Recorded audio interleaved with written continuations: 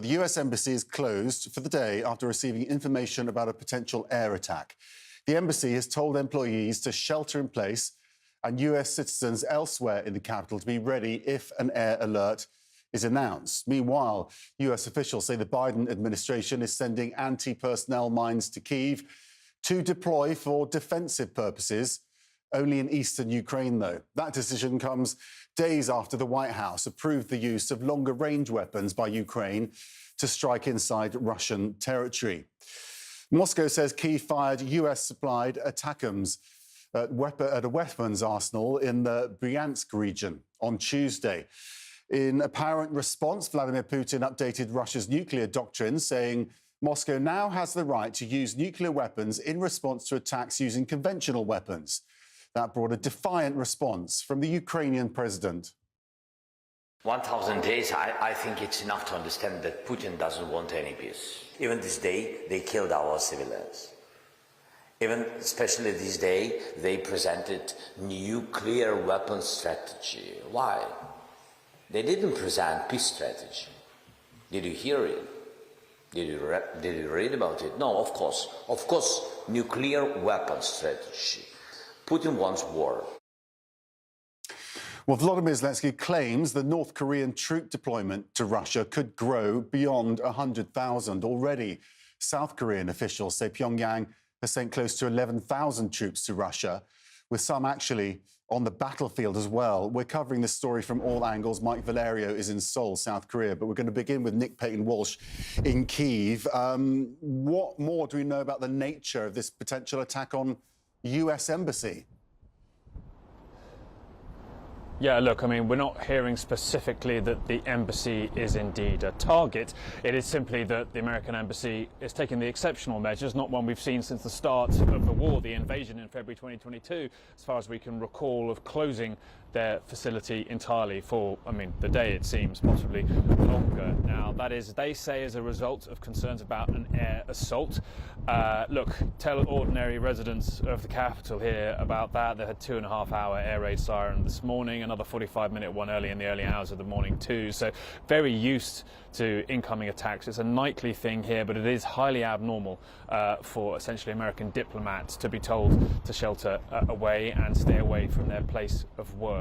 The significance, well, of course, we are looking to see what escalation Russia might try and bring to this 1,000-day-long war after US missiles have been fired into Russia itself. That was in the last 24 hours. Since then, Ukraine has said it's hit more targets inside of Russia. The Severe battalion, Russian military battalions, facilities inside Ukrainian Defense Intelligence said they hit overnight. So that onslaught is continuing. And I think the question is exactly what the nature of a Russian response would be. The sort of saber rattling the Russian President Vladimir Putin has been accused of. It's hard to quite define exactly how strident the change in their nuclear doctrine really is. But ultimately, it is the Kremlin head using the word nuclear again and trying to remind the West that this is a nuclear power that is struggling conventionally on the battlefield here and has done for a while, seeing an ascendance on the Eastern Front on multiple locations, but I think also struggling now to find a way to meaningfully respond to this extraordinary permission by the Biden administration to use these ATACMS longer-range missiles inside of Russia. It's aimed at obviously trying to give Ukraine a bit of an upper hand on the battlefield, a battlefield where they have been losing over the past months in multiple different directions, and possibly complicate the life of President-elect Donald Trump when he comes to power in January. But behind me here, it's quiet, but I think it's fair to say that the fact that the Americans are warning quite so specifically about the hours ahead and an air assault has left many people, I think, anxious. Their information has been pretty good, frankly, for much of this entire war, and so I think there are worries here that it may be Western targets potentially at the end of any renewed or intensified air assault here against the capital. Max? How would that be interpreted, Nick, from the American point of view? Would an American embassy abroad be seen as an attack on America? Yeah, I mean, look, I think we don't want to get into the whole idea of how this might escalate into direct conflict between those two nuclear powers. But I think if we saw the US Embassy here specifically hit by Russian munitions, that would, of course, massively escalate matters. And that may not be precisely what the US Embassy here is directly concerned about, but, you know, there are multiple different targets across this city where Westerners, where those from the European and NATO allies backing Ukraine reside or known to frequent. So I think it's a broad capital city on edge here. But I should stress, I don't think at this point, regardless of the escalation we've seen over the last 48 hours, that Moscow necessarily wants to take any strident steps that force it into a direct conflict with the United States. Yes, much of the sales pitch to Putin's domestic audience is that they are already at war with NATO as a whole. That's their way of explaining how badly, frankly, the war has gone for them over 1,000 days. It was only supposed to last a matter of weeks, so many advocates of the Kremlin said when they began the invasion. But I don't feel at this point necessarily that Russia has the desire, the capability to start something larger with the NATO alliance, Max. Okay, Nick, thank you so much for joining us from Kyiv. Let's go for the latest then on those North Korean troops in Russia. Mike Valerio joins us from Seoul. And if the intelligence we're getting right from the South Koreans, well, if it is right, does suggest the North Korean role in this conflict could be much bigger than we thought.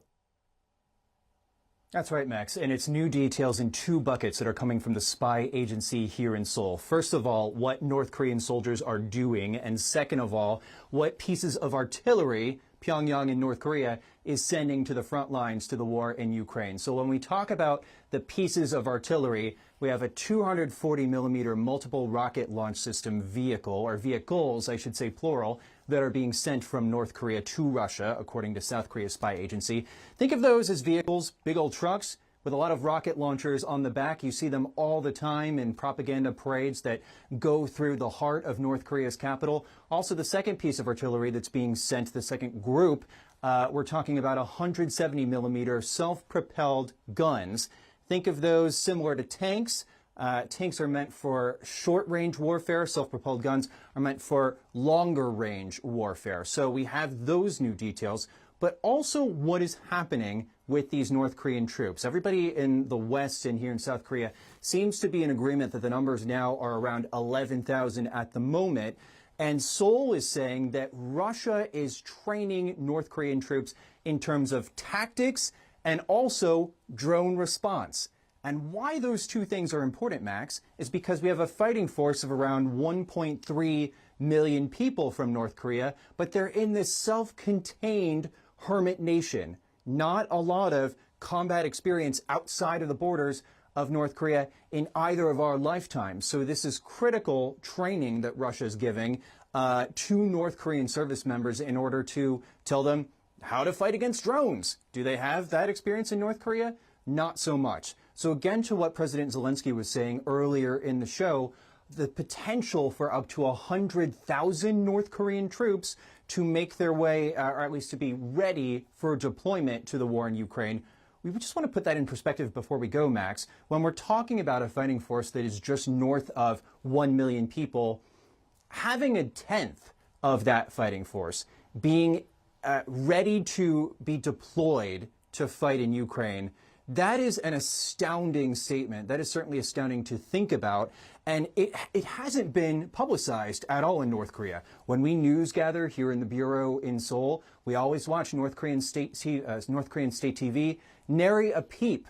Nothing has been said on state TV about these thousands of North Korean troops being sent to Russia's war in Ukraine. So if you have this huge section of troops, who knows what that could portend for the regime that relies on the army, the military, for stability from its point of view and its future. So a lot to watch here, but bottom line, a lot of new details that came from the spy agency here in Seoul as to what exactly is happening with the North Korean troops who have headed to the front lines in Ukraine and Russia, Max. Okay, thanks so much for that, Mike in Seoul.